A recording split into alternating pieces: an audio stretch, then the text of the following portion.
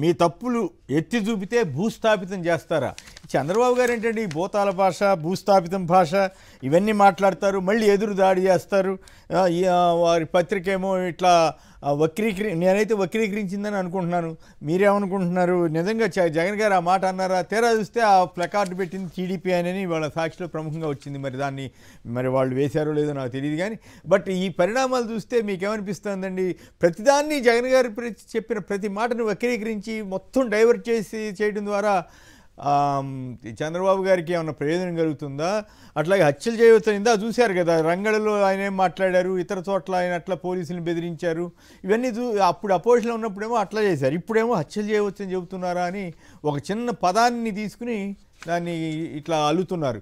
ఈ ధర్మమేనంటారా? పైగా భూతాలు, భూస్థాపితం ఈ భాష మాత్రం మళ్ళీ కరెక్టేనని వాళ్ళే సర్టిఫికేట్ ఇస్తున్నట్లుందా? కొమ్మినేని గారు, ఇక్కడ ప్రారంభంలో ఒక 6 నెలల క్రితం మళ్ళీ జగన్ వస్తే ఏంటి పరిస్థితి, జగన్ వస్తే రాష్ట్ర బ్రాండ్ ఇమేజ్ గురించి ఎక్కువ మాట్లాడతారు. బ్రాండ్ ఇమేజ్ ప్లస్ జగన్ అనే వ్యక్తి సమాజానికి హానికరం, మామూలు భాషలో వాళ్ళు నాకు అర్థమైనంత ఈ రెండు ప్రధానంగా తీసుకొస్తున్నారు. ఫస్ట్ ఏమనుకున్నానంటే నేను కూడా వస్తున్నారని భయపడుతున్నారేమో అనుకున్నాను. ఇప్పుడు అర్థమైంది ఏంటంటే నాకు వచ్చే ఎన్నికల్లో ఇదే అజెండా చేసుకుంటారా అంటే, మనం ఏం పరిపాలించినాం, ఆయన ఏం పరిపాలించినాడు, మనం ఏం హామీలు ఇచ్చాం, ఏం అమలు చేసాం, ఈ చర్చ కాకుండా జగన్ అనే వ్యక్తి ప్రమాదకరం. దీనికి ఏమి అర్థం ఉండదు కదా. ఈ ఆర్గ్యుమెంట్కి ఎవరు నమ్మిన వాళ్ళు నమ్మకం. ఈ వ్యూహంతో ఇప్పటి నుంచే పునాదులు వేసుకుంటా అనిపిస్తుంది. రెండు బ్రాండ్ ఇమేజ్ గురించి మాట్లాడుతున్నారు. నేను ఘటన కూడా వద్దాం. బ్రాండ్ ఇమేజ్ అంటే అర్థం ఈ రాష్ట్ర అభివృద్ధికి సంబంధించి. ఇప్పుడు ప్రతిపక్షంలో ఉన్న వాళ్ళు ర్యాలీలు, ధర్నాలు ఎందుకు చేస్తారు? ప్రభుత్వం చేసే తప్పులను ప్రశ్నించడం, ప్రజల ఆకాంక్షను వ్యక్తీకరించడం. చంద్రబాబు గారు 5 ఏళ్ళు బయటకు వచ్చిందంతా జగన్ గారిని పోయినట, విమర్శలేగా చేశాడు. కానీ ప్రతిపక్షం విమర్శలు చేయకుండా సమర్థించుకుంటూ ర్యాలీలు చేస్తుందా? చేసినప్పుడు ఆ పార్టీలో చేరిపోతారు కదా. కానీ ఇదే బ్రాండ్ ఇమేజ్ నష్టం అనుకుంటే రాష్ట్రం అప్పుల పాలైపోయింది, 30 ఏళ్ళు వెనక్కిపోయింది, అప్పులు ముట్టని రాష్ట్రంగా తయారైంది. ఇది బ్రాండ్ ఇమేజ్ పెంచుతున్నా కొమ్మినేని గారు? మళ్ళీ జగన్ అనే వ్యక్తి వస్తే మళ్ళీ ఏమైపోతుందో భయభ్రాంతులు అవుతుంది. ఇది బ్రాండ్ ఇమేజ్ పెంచుతుందా? ఏది బ్రాండ్ ఇమేజ్ పెంచుతుందో ప్రభుత్వాలు ఆలోచించాలి. ఆ పాయింట్ నిన్న జరిగిన ఘటన, నిన్న జగన్మోహన్ రెడ్డి గారు వెళ్ళడం, ఆ కుటుంబాన్ని పరామర్శించడం, ఇంతమంది ఎందుకు వచ్చారు జనం? ప్రాథమికంగా ప్రభుత్వం చూడాల్సింది ఏంటంటే, మీరు 300 మంది అన్నారు, 1300 మంది అన్నారు, ఏ ఏర్పాట్లు లేకుండా ఇన్ని వేల మంది వచ్చారంటే ఒక గమనించాల్సింది ప్రెజర్ ఎంత ఎక్కువ చేస్తే రియాక్షన్స్ అంత తీవ్రంగా వస్తుంది అనేది ఇక్కడ ప్రభుత్వం గుర్తించాలి. అంటే ఒక ప్రజానాయకుడుగా ఉన్న వ్యక్తిని అడ్డుకునే ప్రయత్నం కృత్రిమంగా చేస్తే ప్రజల నుంచి రియాక్షన్స్ వేరే రకంగా ఉంటుంది. మామూలుగా ఆయన పాటికి ఆయన వెళ్ళొచ్చుంటే ఆయన అభిమానించే వాళ్ళు 10,000 మంది 5,000 మంది వచ్చింటారు, వెళ్ళిపోయింటారు. ఇప్పుడు మీరు ఎప్పుడైతే ప్రెజర్ చేశారో వేల మంది పోలీసులు, ఇక్కడ చూడండి జగన్మోహన్ రెడ్డి గారి కాన్వాయ్లో పోలీసులు లేరు, ఈ ప్రోగ్రామ్ అడ్డుకోవడం కోసం పోలీసులు పెట్టుకున్నారు. అదేదో ఏదైనా పెట్టుంటే సమయంగా నడిచిపోయింటుంది కదా. కాబట్టి ఎక్కువ ప్రెజర్ చేస్తే ప్రజల నుంచి రియాక్షన్స్ వస్తాయి. ఇప్పుడు చంద్రబాబు నాయుడు గారు కొన్ని సందర్భాలు డిఎస్పీని ఏమన్నారో మనం వీడియో చూసాం. నేనేం దాన్ని తప్పు, అది సహజం అంటాను. ఒక ఆవేశం వచ్చినప్పుడు, ప్రజలు వచ్చినప్పుడు కొంచెం గట్టిగా మాట్లాడతారు, అదే ప్రామాణికంగా తీసుకోవాలి తప్ప ఇప్పుడు నిన్న జగన్మోహన్ రెడ్డి గారి ర్యాలీలో ఇన్ని విషయాలు పక్కన పెట్టేసి ఒక అతను ఫ్లెక్సీ పెట్టాడని దాన్నే వివాదం చేయడం అంటే వీటన్నిటికి సమాధానం లేవు మన దగ్గర. ఇప్పుడు జగన్మోహన్ రెడ్డి గారు లేవనెత్తిన అంశాలకి, ర్యాలీకి, పోలీసులు వ్యవహరించే తీరుకి, ఇన్ని వేల మంది ఎందుకు వచ్చారు అనే దానికి ఆన్సర్ లేదు కాబట్టి సంబంధం లేని విషయాన్ని ముందుకు తీసుకొచ్చారు. ఎవరో పెట్టాడు, దాన్ని పెట్టుకొని చెప్తాడు. ఇప్పుడు మనం ర్యాలీలో పోయినప్పుడు ఎవడు బట్టి వాడు ఉపన్యాసాలు చెప్తుంటాడు, వ్యాఖ్యలన్నిటికీ నాయకుడికి ఆపాదించేసి దాన్ని ఏదో చేయాలనుకుంటే బూమ్రాంగ్ అవుతుంది. జగన్ గారు తెలీదా? ఎవరైనా చెప్తారా? నేను అంటుంది ఏంటంటే జగన్ గారు నిన్న జగన్ గారు మామూలుగా సినిమా పేర్లు చెప్పడం ఆయనకి ఇష్టం ఉండదు. నిన్న కావాలనే విలేకరుల్ని గుచ్చి వాళ్ళతో ఎందుకు చెప్పించాడంటే వ్యూహాత్మకనే చెప్పించాడు. వీళ్ళు అదే మాట్లాడతారు, ఆయన తెలుసు ఆ విషయం మాట్లాడతారని. ఈయన జగన్మోహన్ రెడ్డి గారి ప్రెస్ మీట్ లో ఆయన చెప్పిన విషయాలు వేటికి వాళ్ళు సమాధానం చెప్పరు. వాళ్ళకి ఏదైనా ఒక పాయింట్ ఇద్దాం మాట్లాడుకోండి, ఈ డైవర్షన్ కూడా ఈయన అవకాశం. ఆయనకేం తెలియ అంతసేపు ఎందుకు కూర్చున్నాడు, ఎప్పుడు అక్కడ మాట్లాడు జగన్మోహన్ రెడ్డి గుచ్చి సినిమా ఆయన వేషాలు ఇవన్నీ ఏం చేసినా అంటే దీనికి తప్ప ఇంకేది చేయలేరు, మాట్లాడుకుంటున్నారు ఆయన అని చెప్పి ఇది ఒక అజెండా ఇచ్చినాడు, దాన్ని పట్టుకున్నారు.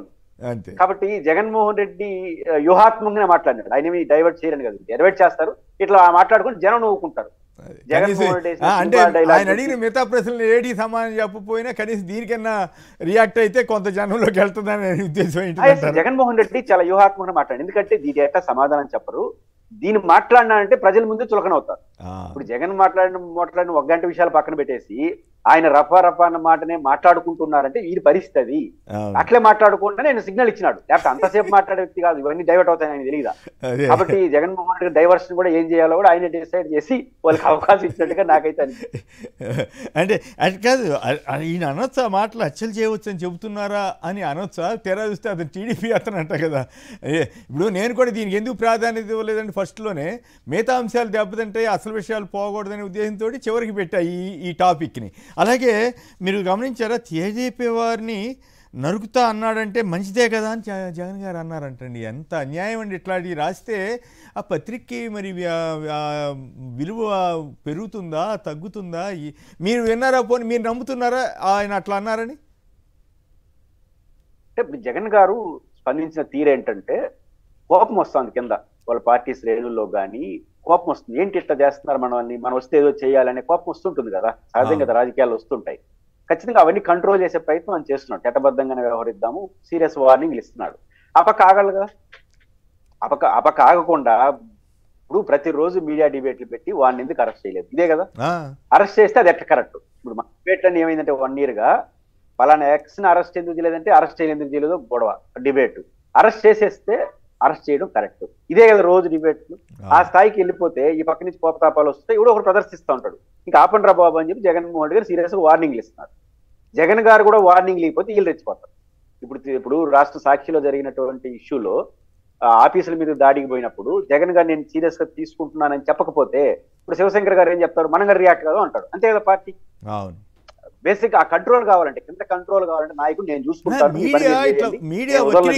మీడియా వక్రీకరించిందా ఆయన అన్నది అన్నట్టే రాసిందా అనేది నా ప్రశ్న. అసలు ఆ జగన్మోహన్ రెడ్డి గారు ఏదైతే ట్రంప్ కార్డు వాడారో దాని చుట్టూ గిలగల కొట్టుకున్నారు. వాళ్ళు ఏమనుకుంటారంటే వక్రీకరించేదో నిజం చెప్పేస్తున్నాము, జగన్ కి దాడి చేస్తున్నాడు.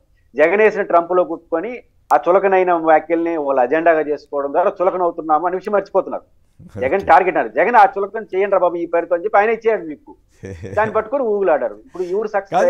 ఇప్పుడు 769 మందిని మీద దాడులు, కొన్ని అనేక మందిని హత్యలు చేసి గురయ్యారు కదా వైసీపీ కార్యకర్తలు. ఇంత గందరగోళాలు, ఇవి కాకుండా మహిళలపై అత్యాచారాలు, ఇవేవి వాటి గురించి అడ్రస్ చేయకుండా హత్యలు చేయవచ్చు అని చెబుతున్నారని జగన్ గారిని అడిగితే చంద్రబాబు గారికి దానికి సమాధానం ఎక్కడి నుంచి ఎవరిస్తారు? అంటే ఇప్పుడు సోషల్ మీడియా అంతా వచ్చేసిన తర్వాత, మీడియా అనేది ప్రజల చేతుల్లోకి వచ్చేసిన తర్వాత మనం చెప్పేదే సిద్ధాంతం అనేది పాతకాలం. 2 పేపర్లు ఉన్నప్పుడు మనం ఏం చెప్పినా అదే సిద్ధాంతం పోయింది. ఆ రోజే సక్సెస్ కాలా.